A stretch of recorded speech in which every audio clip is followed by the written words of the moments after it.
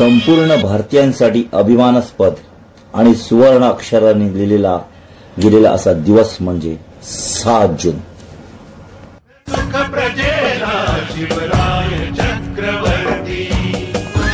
आमच्या छत्रपतींचा राज्याभिषेक सोहळा या दिवशी पार पडला.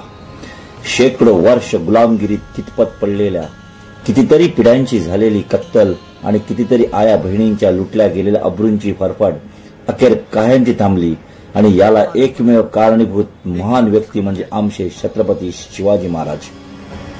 दक्खन का बागी सिवा शहंशाह बनने जा रहा है.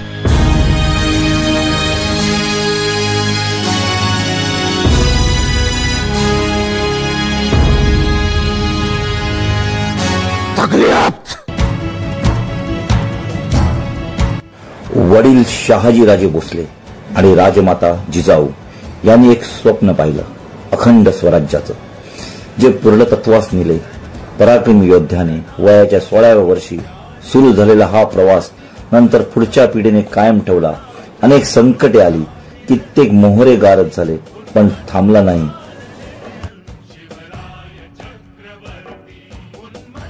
विचार करा, संपूर्ण भारत पारतंत्र्याच्या विळखात ना स्वतःचा धर्म सांगू शकत आणि ना साजरा करू शकत. अशा परिस्थितीत स्वतःच्या स्वराज्याची संकल्पना मनात तयार करून ती अंमलात आणायचे काम कोणा येऱ्या गबळ्याचे नव्हते. तिथे लागतात जातीचे आणि मुख्य म्हणजे ध्येयाने पछाडलेली माणसे. अशा सर्व माणसाच्या सुवर्ण कांचन योग जुळून आला आणि स्वराज्य स्थापन झाले. बरं, नुसते स्थापन नाही झाले तर ते 350 किल्ल्यांची संपत्ती निर्माण होण्या एवढे झाले.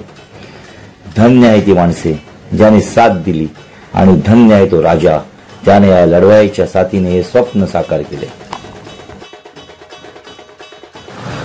मी नेहमीच अभिमानाने म्हणतो की आजचा हिंदू आणि हिंदुस्तान हा फक्त आणि फक्त मराठी माणसामुळेच जिवंत आहे.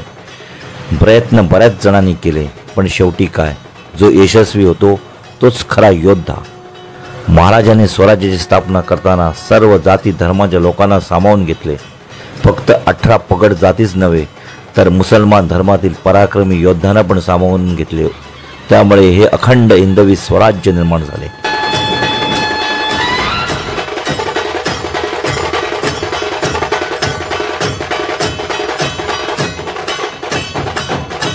महाराज स्वराज्याची स्थापना करूनच थांबले नाहीत, तर त्यांनी शेती आणि व्यापारावर पण लक्ष केंद्रित केले होते.